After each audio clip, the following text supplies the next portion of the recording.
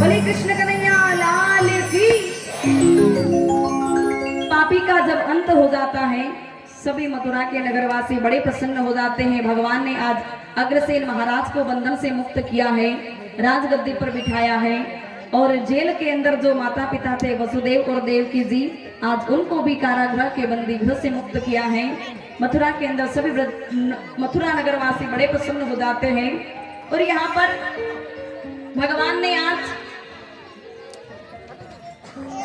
11 वर्ष के भगवान जब अपने माँ और पिता के पास में आए, तो देवकी जी विचार करती हैं क्या कि अपना लाला कन्हैया 11 वर्ष से जब ब्रज के अंदर रहा और आज जब मथुरा के अंदर आया है, तो क्या पता कभी इसने पढ़ाई लिखाई की होगी या नहीं, क्योंकि वहां पर तो सभी गैया चराने वाले ब्रज के ब्रजवासी सब गैया चराते हैं, वहां पर गुरुकुल तो है नहीं, तो क्या करें।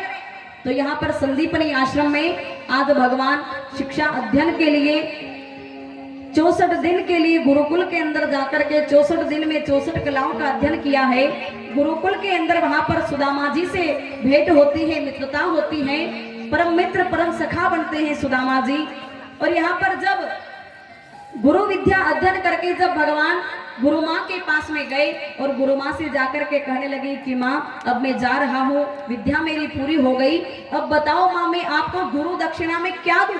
तो गुरु माँ ने कहा कि अगर कन्हैया आप देना ही चाहते हो तो मेरा जो बालक नदी में स्नान करने गया था वो पानी में बह गया, अगर देना ही चाहते हो तो मुझे मेरे पुत्र को ला करके दो। तो भगवान नदी के अंदर गए, पानी के अंदर जाकर के आज गुरु माँ के पुत्र को लेकर के आए, आज मरे हुए को पुनर्जीवन दान दिया भगवान ने। गुरु माँ बड़ी प्रसन्न हो जाती हैं। भगवान मथुरा नगर के अंदर आए। आज जब भगवान के पास में उद्धव जी आए तो उद्धव जी ने क्या देखा, भगवान बड़े व्याकुल है, बड़े चिंतित है, दुखी है, और आंखों से उनके अश्रुओं की धाराएं बह रही है। उद्धव जी ने पूछा प्रभु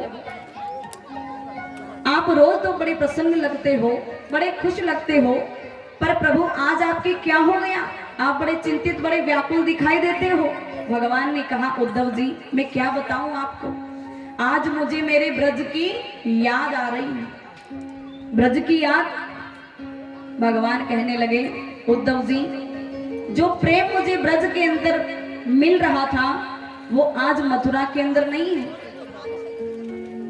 आज भी सारे ब्रजवासी मेरे लिए रास्ता देख रहे होंगे कि अब लाला आएगा, अब कन्हैया आएगा, अब गोविंद आएगा, बाकी बिहारी आएगा, ब्रज का वासी वो माधव वो गोविंद वो कन्हैया हमें मिलने के लिए जरूर आएगा।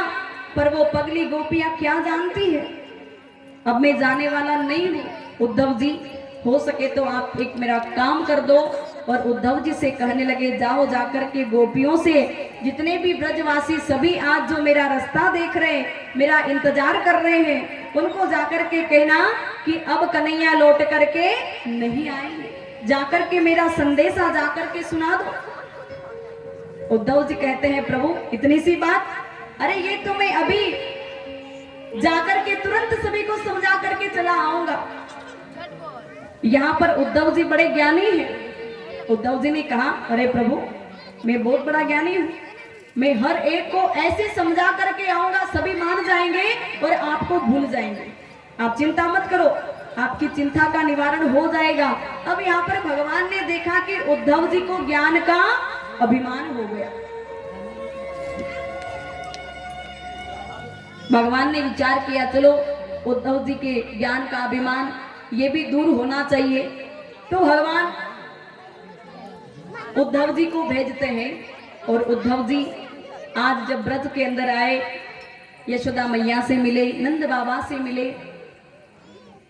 ब्रज के सभी ग्वाल बाल गोपियां,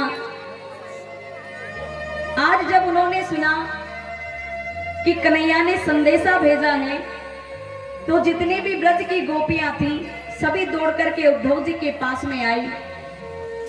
उद्धव जी से आकर के कहने लगी कि हमारे कन्हैया ने हमारे लिए क्या कहा, हमारे कन्हैया कैसे हैं, वो कब आएंगे, कब लौट करके आएंगे, कब हमें दर्शन देंगे। एक एक करके वहां पर सहस्त्र गोपियां इकट्ठी हो गई। तो उद्धव जी कहने लगे, अरे पागल गोपियां इतना भी नहीं जानती, थोड़ी देर रुक जाए। पर यहाँ पर प्रश्न पे प्रश्न गोपियां करती जा रही हैं। गोपियां कहती हैं, उद्धव जी हमें हमारे कन्हैया की बहुत याद आ रही है, क्या हमारा कन्हैया हमें भी याद करता है कि नहीं। बार बार जब गोपियां कहने लगी तो उद्धव जी कहने लगे, गोपियों अब कन्हैया नहीं आने वाले, अब कन्हैया को याद करना बंद कर दो, कन्हैया को भूल जाओ। गोपियां कहती, अरे उद्धव जी आप कैसी बात करते हो, हम हमारे लाला को याद करना भूल जाएं, कन्हैया को याद करना भूल जाएं। उद्धव जी कहने लगे, हाँ कन्हैया ने कहा है, भगवान ने कहा कि गोपियों को जाकर के कहना कि वो मुझे भूल जाए। गोपियां कहती, उद्धव जी ठीक है, अगर हमारे कन्हैया ने भूलने की बात कही है तो उद्धव जी एक काम करो कि कन्हैया को भूलने जैसा ऐसा कोई मंत्र हो आपके पास तो वो हमें दे दो ताकि हम भूल जाएं। ऐसा कोई मंत्र हो, ऐसा कोई विधि हो, उपाय हो तो हमें दे दो। उद्धव जी कहने लगे, ऐसा मंत्र जो भगवान को भुला दे, ऐसा मंत्र तो आज तक बना नहीं है। गोपियां कहती, फिर कैसे भूल जाए। उद्धव जी के हाथ में जब कागज को देखा तो गोपियां उद्धव जी से कहती हैं, अरे लगता है शायद कन्हैया ने कुछ संदेशा दिया है और मेरा नाम लिखा होगा, मेरा नाम लिखा होगा। ऐसे एक एक करके जितने भी गोपियां वहां पर खड़ी थी, उस एक कागज के हजार सहस्त्र टुकड़े कर करके सभी अपने हृदय से लगाती हैं और उद्धव जी से कहती हैं, इस कागज के अंदर कन्हैया ने मेरा नाम लिखा है, मेरा नाम लिखा है। एक एक करके सभी गोपियां अपने हृदय से लगाती हैं और आंखों से अश्रु की धाराएं बहने लग जाती हैं।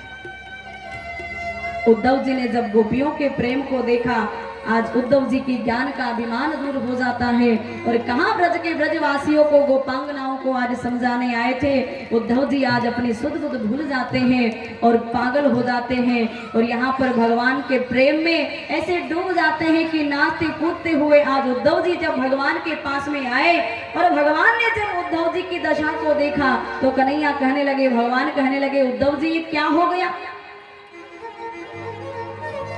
ऊधो सूधो ही चलो सुन गोपियन के बेन, ज्ञान बजाई रुदुम्बी और प्रेम बजायो ढोल। उद्धव जी ने जब प्रेम की सराहना करी, जो